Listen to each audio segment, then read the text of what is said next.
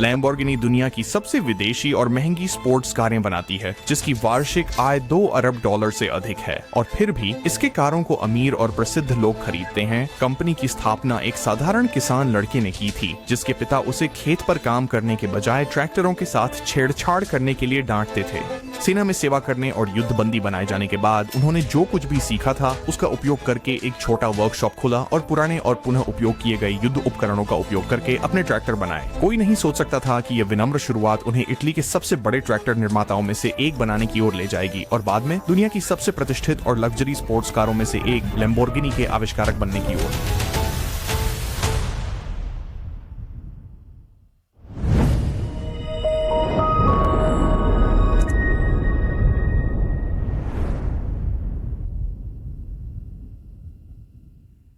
फेरुचियो Lamborghini का जन्म 28 अप्रैल 1916 को उत्तरी इटली के एक शांत गांव रेनाजो में हुआ था।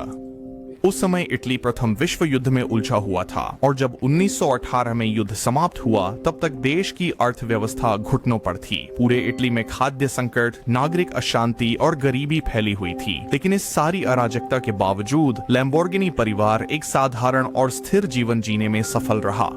फेरुचियो के पिता एंटोनियो के पास एक छोटा अंगूर का बाग था, जो अंगूर और शराब की स्थिर आपूर्ति प्रदान करता था, जिससे परिवार को सहारा मिलता था। एंटोनियो के लिए यह खेत सिर्फ आजीविका नहीं था, यह परिवार की विरासत थी और इसलिए फेरुचियो ने अपने बचपन का अधिकांश समय अपने पिता के साथ अंगूर के बाग में सुबह से शाम तक काम करते हुए बिताया होगा। लेकिन फिर एक दिन सब कुछ बदल गया। एंटोनियो एक पुराना ट्रैक्टर घर लाए, जो जल्दी ही परिवार के जीवन में एक महत्वपूर्ण बदलाव बन गया। इसने खेत पर आवश्यक मैनुअल श्रम को काफी हद तक कम कर दिया और परिवार को कम संसाधनों के साथ अपने अंगूर के बाग को बनाए रखने की अनुमति दी। हालांकि मुख्य खामी यह थी कि ट्रैक्टर बहुत पुराना, शोरगुल वाला और अविश्वसनीय था। फिर भी फेरुचियो को यह आकर्षक लगा और ऐसा कुछ जो उन्होंने पहले कभी नहीं देखा था। वे मशीन के साथ घंटों बिताता, उसे खोलता और फिर से जोड़ता ताकि यह समझ सके कि यह कैसे काम करती है। और जल्द ही जो एक बच्चे की जिज्ञासा के रूप में शुरू हुआ, वह जल्दी ही एक जुनून में बदल गया। शुरुआत में एंटोनियो ने इसे ज्यादा महत्व नहीं दिया। उन्होंने सोचा कि उनके बेटे का नया जुनून बस एक अस्थायी शौक है। लेकिन जैसे जैसे फेरुचियो बड़ा हुआ, उसका यांत्रिकी के प्रति जुनून और भी मजबूत होता गया। इसका मतलब था कि जब युवा लैम्बोर्गिनी ने स्कूल खत्म किया तो उसके सामने एक बड़ा निर्णय था। फेरुचियो अब अंगूर का किसान नहीं बनना चाहता था। वह एक ऐसी जिंदगी चाहता था जहां वह इंजनों के साथ छेड़छाड़ कर सके और विभिन्न मशीनों का अन्वेषण कर सके। लेकिन अपने पिता से इंजीनियरिंग की पढ़ाई की अनुमति मांगना आसान काम नहीं था। अंगूर का बाग लैम्बोर्गिनी परिवार में पीढ़ियों से चला आ रहा था और 5 बच्चों में सबसे बड़े बेटे के रूप में फेरुचियो जानता था कि इस विरासत को आगे बढ़ाना उसकी जिम्मेदारी थी। आखिरकार एक शाम उसने हिम्मत जुटाई और अपने पिता के पास जाकर उनसे आशीर्वाद मांगा।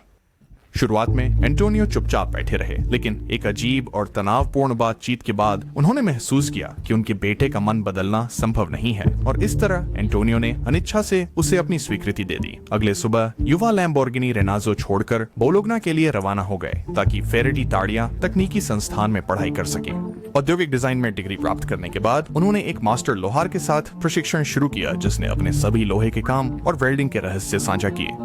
ये प्रशिक्षण सत्र ही थे जिन्होंने फेरुचियो को शहर की सबसे महत्वपूर्ण फैक्ट्री कैवलिनो रिवेरा में काम पाने में मदद की। उस समय फैक्ट्री को इटालियन आर्मी के वाहनों की देखभाल का काम सौंपा गया था और फेरुचियो ने महत्वपूर्ण कौशल और अंतर्दृष्टियां प्राप्त की, जो बाद में उनके जीवन और करियर को परिभाषित करेंगी।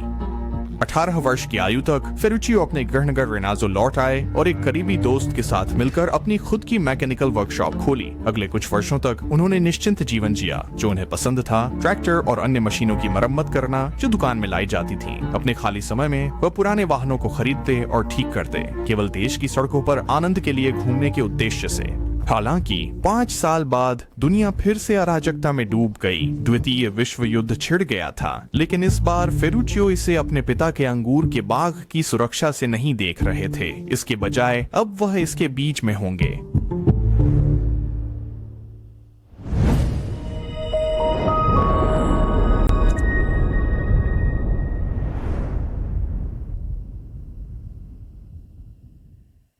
द्वितीय विश्व युद्ध के प्रकोप के साथ फेरुचियो को 1940 में रॉयल इटालियन एयर फोर्स में भर्ती किया गया।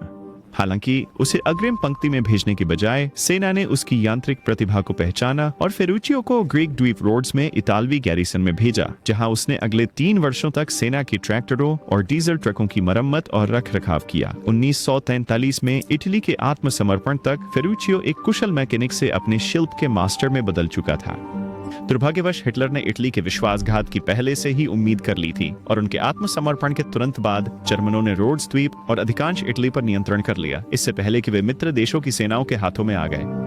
फिर द्वीप पर मौजूद सभी इतालवी सैनिकों को नाजियों ने निकाल दिया, लेकिन फेरुचियो ने जर्मनों को यह मनाने में सफलता पाई कि वह द्वीप पर रहकर अपनी खुद की यांत्रिक कार्यशाला खोल सके। हालांकि जैसे जैसे युद्ध जारी रहा और नाजियों की हार होने लगी, अंततः 1945 में मित्र राष्ट्रों ने रोड्स पर नियंत्रण कर लिया। फेरुचियो को पकड़ लिया गया और द्वीप पर बाकी सभी की तरह कैद कर लिया गया, लेकिन एक बार फिर उनकी तकनीकी क्षमता को मित्र देशों की सेनाओं ने पहचाना और उन्हें उनके वाहनों की मरम्मत और रखरखाव का काम सौंपा गया। 1 साल बाद उन्हें अंततः रिहा कर दिया गया और इटली वापस घर जाने की अनुमति दी गई। हालांकि फेरुचियो के शुरुआती वर्ष घर लौटने के बाद सुखद नहीं थे। युद्ध के कारण इतालवी मुद्रा ध्वस्त हो गई थी, जिससे एक बिखरी हुई अर्थव्यवस्था और एक अंधकारमय भविष्य सामने था। हालांकि स्थिति के बावजूद फेरुचियो ने अपने कौशल का लाभ उठाया और एक छोटा कार्यशाला स्थापित किया, जहां वह जो भी पूर्व युद्ध वाहन, लॉरी और ट्रैक्टर प्राप्त कर सकता था, उनकी मरम्मत करता था। जल्द ही उन्होंने रोड्स की एक युवा महिला से शादी कर ली, जिससे वह युद्ध के दौरान प्यार कर बैठे थे, क्लेलिया मोंटी, और वर्षों में पहली बार जीवन ने उन्हें कुछ अच्छा दिया जिसके लिए लड़ने का मन हुआ। 1947 में उनकी पत्नी ने उनके पहले बेटे तानिनो को जन्म दिया। जब डॉक्टर ने यह खबर दी तो फेरुचियो ने एक ऐसी खुशी महसूस की जो उन्होंने पहले कभी अनुभव नहीं की थी।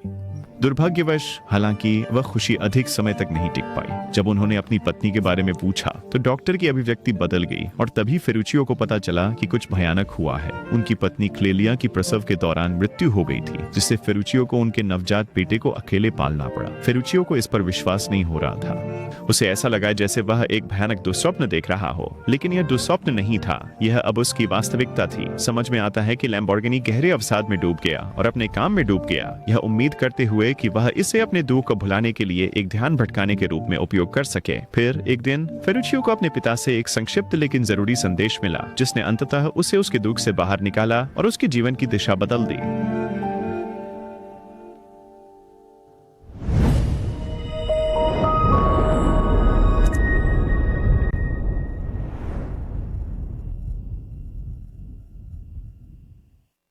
अपनी पत्नी के खोने के अलावा फेरुचियो एक और समस्या से जूझ रहे थे, पैसा। व्यापार धीमा था और अब जब वह खुद एक पिता थे, फेरुचियो अपने बेटे को वह जीवन देना चाहते थे जो उन्हें कभी नहीं मिला। लेकिन पुरानी लॉरी और ट्रैक्टर ठीक करने से वह जीवन नहीं मिलने वाला था जिसका उन्होंने सपना देखा था। उन्हें कुछ बड़ा चाहिए था।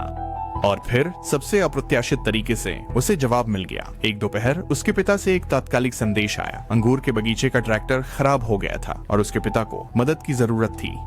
तो उसने सब कुछ छोड़ दिया और अपने पिता के खेत की ओर दौड़ पड़ा। जब फेरुचियो ट्रैक्टर पर काम कर रहा था, उसने एंटोनियो की निराशाओं को सुना। ईंधन की लागत असहनीय थी, उसके ट्रैक्टर अविश्वसनीय थे और पुर्जों को बदलना बेहद महंगा था। और तभी उसे समझ में आया, ये सिर्फ उसके पिता ही नहीं थे जो संघर्ष कर रहे थे। इटली भर में हजारों किसान उसी स्थिति में फंसे हुए थे। आप देखिए, उस समय इटली को अपनी अर्थव्यवस्था को पुनर्निर्मित करने के लिए अपनी कृषि उत्पादन को बढ़ाने की सख्त जरूरत थी, लेकिन खेतों का आधुनिकीकरण करने के लिए ट्रैक्टरों की आवश्यकता थी। और युद्ध के बाद ट्रैक्टर बहुत महंगे हो गए थे क्योंकि देश में स्टील और निर्माण भागों की लागत बढ़ गई थी।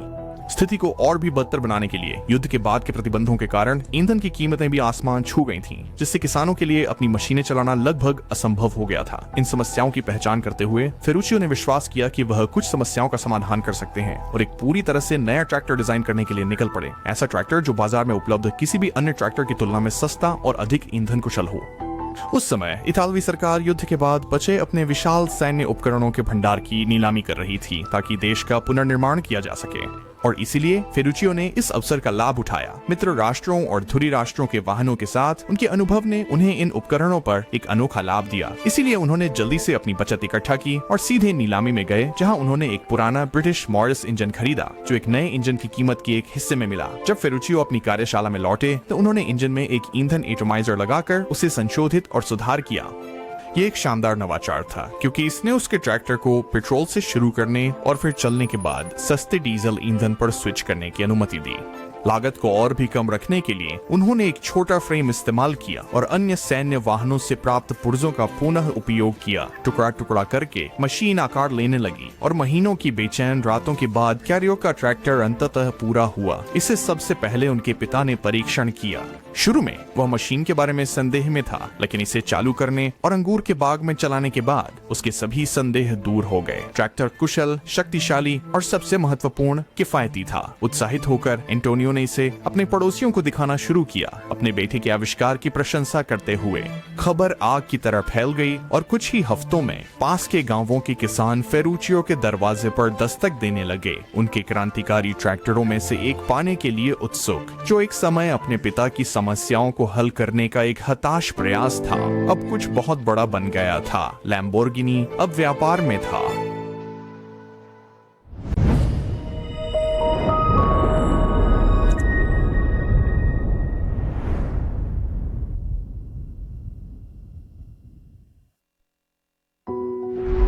शुरुआत में फेरुचियो एक सप्ताह में एक ट्रैक्टर बनाने से संतुष्ट थे, लेकिन उनके ट्रैक्टर इतने कुशल और किफायती थे कि जल्द ही उन्हें हर दिन एक नया ऑर्डर मिलने लगा। मांग में वृद्धि समस्या नहीं होती अगर फेरुचियो पूरी तरह से अकेले काम नहीं कर रहे होते, और सीमित उपकरणों के साथ कोई अतिरिक्त जनशक्ति नहीं। वह जल्द ही खुद को अभिभूत पाया, इसलिए वह बैंक गया और आर्न के लिए पूछा। दुर्भाग्यवश बैंक ने उसे अस्वीकार कर दिया, क्योंकि वे बहुत रूढ़िवादी थे, खासकर उस समय जब देश की अर्थव्यवस्था अभी भी युद्ध से उबर रही थी। इस बीच घर पर ऑर्डर आते रहे, ग्राहक अधीर हो रहे थे और फेरुचियो पर दबाव पड़ता जा रहा था। एक सुबह एंटोनियो फेरुचियो की कार्यशाला में आए और तुरंत अपने बेटे की आंखों में झलकता भारी तनाव देखा। स्थिति के बारे में सुनने के बाद एंटोनियो ने तुरंत मदद की पेशकश की और परिवार के खेत को गिरवी रख दिया, जिसे फेरुचियो ने अंततः आर्न प्राप्त करने के लिए उपयोग किया। ये एक बड़ा जुआ था, क्योंकि अगर फेरुचियो समय पर आर्न चुकाने में विफल रहता तो उसका परिवार अपना खेत खो देता, एक नुकसान जिससे उसके पिता शायद कभी उबर नहीं पाते। तो उसने तुरंत काम शुरू कर दिया। उसने एक छोटी टीम को काम पर रखा, 1000 और इंजन खरीदे और अपनी नई कंपनी लैम्बोर्गिनी ट्रैक्टरी के लिए एक बड़े उत्पादन सुविधा में विस्तार किया। अपनी नई कार्यबल के साथ लैम्बोर्गिनी अपनी मशीन को सुधारने और नए मॉडलों की एक श्रृंखला जारी करने में सक्षम हुआ, जिससे वह धीरे धीरे ट्रैक्टर बाजार में प्रवेश कर सका।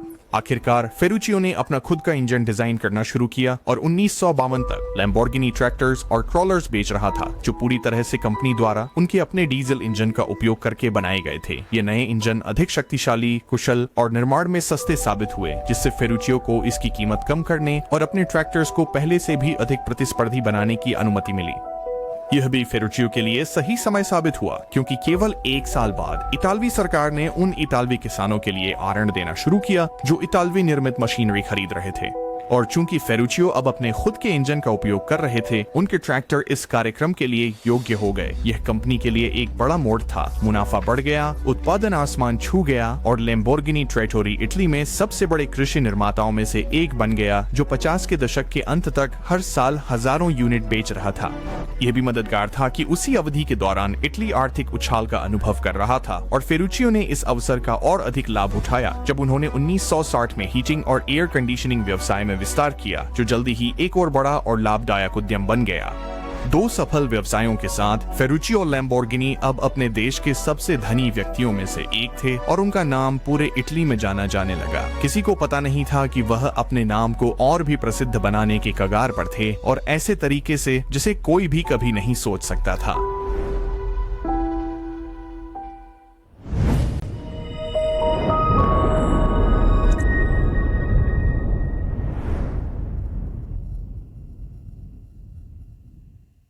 अब जब वह धनी हो गया था, फेरुचियो ने अपनी सफलता का जश्न बढ़िया शराब, अच्छे खाने और तेज कारों के साथ मनाया, विशेष रूप से लग्जरी ग्रैंड टूरिंग मॉडल्स के साथ। उनकी कारों का संग्रह Mercedes, Jaguar, Maserati, Alfa Romeo और फेरारी जैसी कारों को शामिल करने के लिए बढ़ गया था। लेकिन उन्होंने जो भी वाहन खरीदा, उसमें हमेशा एक छोटी सी खामी होती थी जो उन्हें पूरी तरह से आनंद लेने से रोकती थी। हालांकि कोई भी कार उन्हें उनके फेरारी 250 GT से अधिक निराश नहीं करती थी। ये वाहन उसकी संग्रह का सबसे कीमती और महंगा था, और फिर भी ये वही था जिसमें सबसे अधिक समस्याएं थीं, क्योंकि क्लच उच्च गति पर लगातार खराब हो जाता था।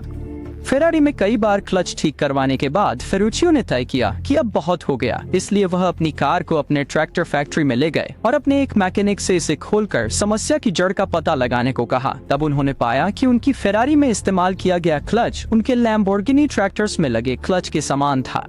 यह फेरुचियो को अच्छा नहीं लगा, क्योंकि वह अपने ट्रैक्टर के क्लच के लिए 10 यूरो का भुगतान करते थे और उसी हिस्से के लिए फेरारी को 1000 यूरो का भुगतान करते थे। निराश होकर फेरुचियो ने खुद क्लच में सुधार किया और अपनी खोजों को साझा करने के लिए फेरारी से मिलने का निर्णय लिया। सच में उसका झगड़ा करने का कोई इरादा नहीं था। खुद एक इंजीनियर होने के नाते लैम्बोर्गिनी बस फेरारी की कारों को सुधारने में मदद करना चाहता था और सच में सोचता था कि वह उसकी मदद कर रहा है। लेकिन एंजो के साथ व्यवहार करना आसान नहीं था। अपने तेज गुस्से और अहंकार के लिए जाने जाने वाले एंजो के पास आलोचना के लिए बहुत कम धैर्य था, खासकर किसी ऐसे व्यक्ति से जिसे वह केवल एक ट्रैक्टर निर्माता मानता था।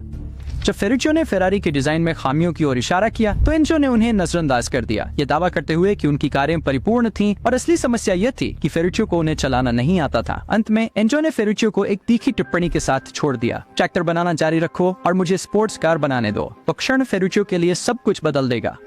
उसके विचारों के लिए सराहना मिलने के बजाय उसे सबसे बुरी तरह से अस्वीकार कर दिया गया। उसके लिए यह अपमान वास्तव में अपमानजनक था और घर जाते समय उसने एक निर्णायक निर्णय लिया। वह अपनी खुद की स्पोर्ट्स कार बनाएगा और उसे फेरारी से कहीं बेहतर और अधिक विश्वसनीय बनाएगा। वास्तव में यह दुनिया की सबसे बेहतरीन लग्जरी स्पोर्ट्स कार होगी और फेरारी के विपरीत वह सुनिश्चित करेगा कि उनके खरीदारों को सबसे अच्छी सेवा मिले। तो 1963 में फेरुचियो ने ऑटोमोबिली लैम्बोर्गिनी की स्थापना की और अपने प्रोजेक्ट के लिए सबसे प्रतिभाशाली इतालवी इंजीनियरों की भर्ती शुरू की। उनमें से थे चियोटो बिजारिनी, फ्रैंको स्काग्लियोन और जियान पाओलो डालारा, जो पहले फेरारी के लिए काम कर चुके थे। उन्होंने मिलकर फेरुचियो के साहसिक सपने को साकार करने का प्रयास किया, एक ऐसी स्पोर्ट्स कार बनाने का जो उच्च प्रदर्शन क्षमताओं के साथ विश्वसनीयता, सवारी की गुणवत्ता या आराम पर समझौता न करे। मुख्य चुनौती यह थी कि फेरुचियो ने अपने इंजीनियरों को प्रोटोटाइप पूरा करने के लिए केवल 4 महीने दिए थे। यह कार्य असंभव माना जा रहा था, खासकर उस कार के लिए जो उस समय की बेहतरीन ग्रैंड टूरिंग ऑटोमोबाइल्स के साथ प्रतिस्पर्धा करने की कोशिश कर रही थी। इसका कारण यह था कि फेरुचियो फेरारी को हराने के लिए इतने उत्सुक थे कि वह उसी वर्ष ट्यूरिन मोटर शो में कार का प्रदर्शन करना चाहते थे, जो केवल 4 महीने दूर था। इसलिए लैम्बोर्गिनी और उनकी टीम ने हर दिन बिना रुके मेहनत की और अपने प्रोजेक्ट के लिए अपने ट्रैक्टर फैक्ट्री की उपलब्ध संरचना का अच्छा उपयोग किया। जब नवंबर 1963 में ट्यूरिन ऑटो शो आया, तब तक वे कार को पूरा करने में सक्षम थे, लेकिन उन्हें एक बड़ी बाधा का सामना करना पड़ा। इंजन अभी तक तैयार नहीं था। हालांकि फेरुचियो ने इसे रुकने नहीं दिया। उन्होंने अपनी योजनाओं को जारी रखा और अपने इंजीनियरों को निर्देश दिया कि वे इंजन बे को ईंटों से भर दें, ताकि कार का वजन इतना कम रहे कि ऐसा लगे कि इंजन अंदर है। शो के दौरान उन्होंने सुनिश्चित किया कि हुड हमेशा बंद रहे और सौभाग्य से फेरुचियो के लिए यह जुआ सफल रहा। कार की चिकनी डिजाइन और शानदार इंटीरियर इतने प्रभावशाली थे कि किसी ने भी इंजन देखने की मांग नहीं की। अपने प्रोटोटाइप से मिली सकारात्मक पहचान ने फेरुचियो को अपने डिजाइन में और भी अधिक आत्मविश्वास दिया और इंजन पूरा करने के बाद उन्होंने जल्दी से कार का उत्पादन करने का आदेश दिया। 5 महीने बाद लैम्बोर्गिनी 350 GT का जन्म हुआ। 350 GT एक तकनीकी उत्कृष्ट कृति थी। इसमें V12 इंजन, 5 स्पीड ट्रांसमिशन, 4 पहिया डिस्क ब्रेक और 4 पहिया स्वतंत्र सस्पेंशन था, जो इसे उपलब्ध सबसे बेहतरीन स्पोर्ट्स कारों में से एक बनाता था। अगले 2 वर्षों में 120 यूनिट्स का उत्पादन और बिक्री की गई, जिससे लैम्बोर्गिनी को लग्जरी कार उद्योग में एक सम्मानजनक शुरुआत मिली। हालांकि फेरारी को हराने का उनका लक्ष्य बहुत दूर था और अपने वादे को पूरा करने के लिए उन्होंने कार को और भी बेहतर बनाने पर जोरदार काम किया, जो अंततः उनके पहले मॉडल का उत्तराधिकारी बना, 400 GT। इस बीच उनके कुछ बेहतरीन इंजीनियर रात में एक साइड प्रोजेक्ट पर काम कर रहे थे, जो फार्मूला 1 तकनीक से प्रेरित एक मिड इंजन स्पोर्ट्स कार विकसित कर रहे थे। ये उस समय की पारंपरिक ग्रैंड टूरिंग कारों से एक क्रांतिकारी बदलाव होगा, क्योंकि इसकी अनोखी प्रदर्शन और कार की उपस्थिति कुछ ऐसी होगी जो इतिहास में किसी अन्य स्पोर्ट्स कार में नहीं देखी गई थी। लेकिन यहाँ महत्वपूर्ण मोड़ यह था कि इस परियोजना को फेरुचियो से छुपाया गया था, क्योंकि वह रेस कार बनाने के विचार के खिलाफ थे। कई साल पहले उन्होंने 1948 की मिले मेगलिया रोड रेस में भाग लिया था, जो उनके देश की सबसे लोकप्रिय और कठिन रेसों में से एक थी, लेकिन अंत में एक रेस्तरां की दीवार से टकरा गए। इस अनुभव ने फेरुचियो को आघात पहुंचाया और उनके जीवन में एक छाप छोड़ दी, जिसने उन्हें फिर से रेसिंग की दुनिया में प्रवेश करने से रोक दिया। लेकिन लैम्बोर्गिनी की टीम को इतना विश्वास था कि उनका डिजाइन स्पोर्ट्स कारों के बाजार को बाधित करेगा कि उन्होंने इसे गुप्त रूप से जारी रखा। उनके लिए सौभाग्य की बात थी कि फेरुचियो को उनके प्रोटोटाइप के बारे में पता चलने के बाद उन्होंने अंततः उनकी योजना के साथ आगे बढ़ने का निर्णय लिया। अब जबकि फेरुचियो इसके बारे में थोड़ा संदेह में थे। उन्होंने सोचा कि कम से कम कार का अनोखा और भव्य डिजाइन उनके ब्रांड की ओर अधिक ध्यान आकर्षित करने का एक अवसर था। वह कभी नहीं सोच सकते थे कि यही कार उनकी कंपनी को अंततः सुर्खियों में ला देगी। Lamborghini Miura. जब म्यूरा 1966 में रिलीज हुई तो यह उस समय तक की सबसे तेज उत्पादन ऑटोमोबाइल बन गई और इसके नवाचारी डिजाइन ने इसे दुनिया की पहली सुपरकार के रूप में जल्दी ही अपनी जगह दिला दी। यह न केवल अपने समय की किसी भी सड़क कार से तेज और अधिक उन्नत थी, बल्कि यह एक सांस्कृतिक प्रतीक और मशहूर हस्तियों के बीच पसंदीदा बन गई। इसके अलावा इसका रियर मिड इंजन लेआउट जल्द ही अगले दशकों में सभी उच्च प्रदर्शन कारों के लिए मानक बन गया। इसका मतलब था कि फेरुचियो ने केवल फेरारी को पार करने के अपने वादे को पूरा नहीं किया, बल्कि शानदार तरीके से उसे पीछे छोड़ दिया। इसके अलावा फेरुचियो ने यह भी सुनिश्चित किया कि उनके ग्राहक अच्छी तरह से देखभाल किए जाएं और संतुष्ट रहें। और फेरारी और अन्य लग्जरी ऑटोमेकर्स के विपरीत, जब भी कोई लैम्बोर्गिनी खराब होती, कंपनी अपने खर्चे पर एक मैकेनिक भेजती, यदि आवश्यक हो तो हवाई जहाज से भी, और एक माफीनामा पत्र भी। गुणवत्ता और सेवा पर इस उत्कृष्ट ध्यान ने लैम्बोर्गिनी को और भी अधिक प्रचार दिया और लग्जरी कार बाजार में कंपनी को सर्वश्रेष्ठ में से एक के रूप में स्थापित करने में मदद की। अगले कुछ वर्षों में कंपनी ने उस समय के कुछ सबसे प्रसिद्ध मॉडल पेश किए, जैसे कि एस्पाडा, इस्लेरो, जरामा और उर्राको। उदाहरण के लिए प्रसिद्ध काउंटाच इतिहास में सबसे अधिक लिखा गया कार बन गया। सब कुछ फेरुचियो के लिए अच्छा चल रहा था और उनका नाम नवाचार, विलासिता और प्रदर्शन का पर्याय बन गया था। हालांकि वह अपने जीवन की सबसे बड़ी चुनौती का सामना करने वाले थे, जो उस बिंदु तक उन्होंने जो कुछ भी बनाया था उसे जोखिम में डाल सकती थी।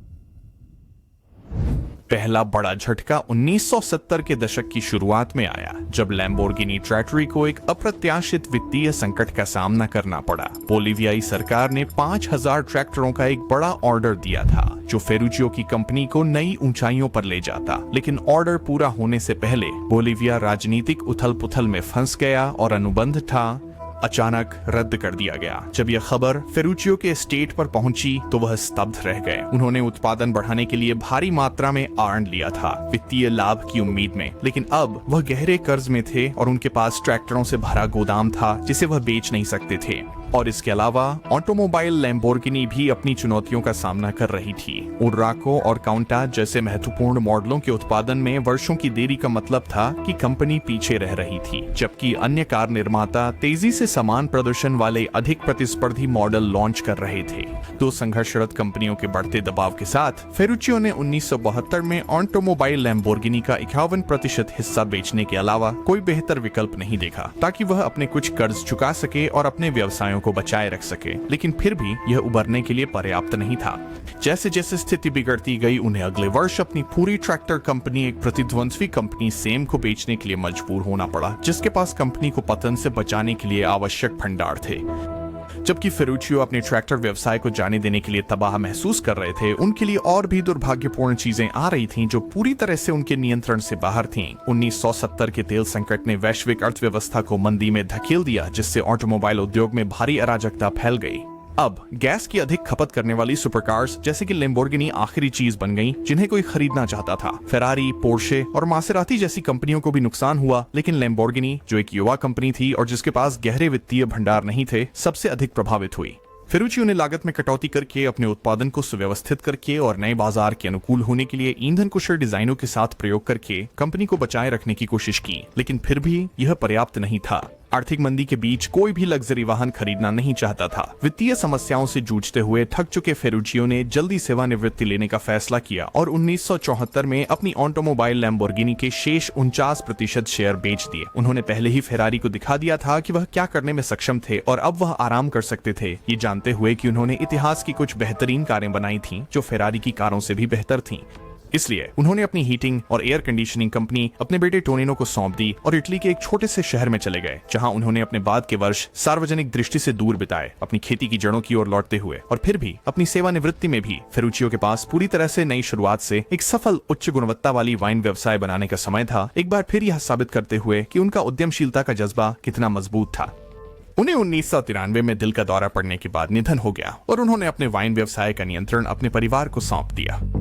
इस बीच ऑटोमोबाइल लैम्बोर्गिनी के नए मालिक कंपनी को तेल संकट और व्यापार में वित्तीय अस्थिरताओं के माध्यम से नेविगेट करने में विफल रहे और 1978 तक कंपनी को परिसमापन में मजबूर होना पड़ा। 3 साल बाद इतालवी सरकार ने कंपनी को 2 अरबपति फ्रांसीसी भाइयों को $3 मिलियन की रियायती कीमत पर बेच दिया। फ्रेंच भाइयों के नेतृत्व में उन्होंने लैम्बोर्गिनी ब्रांड में कुछ पुनरुत्थान लाया और नए मॉडल जैसे जल्पा और कंपनी की पहली SUV LM002 के उत्पादन में भारी निवेश किया। फिर भी उनके पास पैसे की कमी हो गई और खराब बिक्री और जटिल निर्माण प्रक्रिया के कारण उन्होंने 1987 में कंपनी को क्रिसलर कॉरपोरेशन को $25 मिलियन में बेचने का निर्णय लिया। अधिक धन और संसाधनों के साथ काम करते हुए क्रिसलर ने एक सबसे प्रसिद्ध और विश्वसनीय कार्य जारी की जो लैम्बोर्गिनी बना सकी, लैम्बोर्गिनी डियाब्लो सुपरकार्स की दुनिया में एक व्यावसायिक सफलता बन गई और इसने दुनिया भर के लाखों लोगों का ध्यान आकर्षित किया। यह प्रसिद्ध काउंटाच की तुलना में कहीं अधिक विश्वसनीय था और दुनिया की पहली सुपरकार बन गई जिसने 200 मील प्रति घंटे की सीमा को पार किया, जिससे यह इतिहास की सबसे प्रतिष्ठित कारों में से एक बन गई।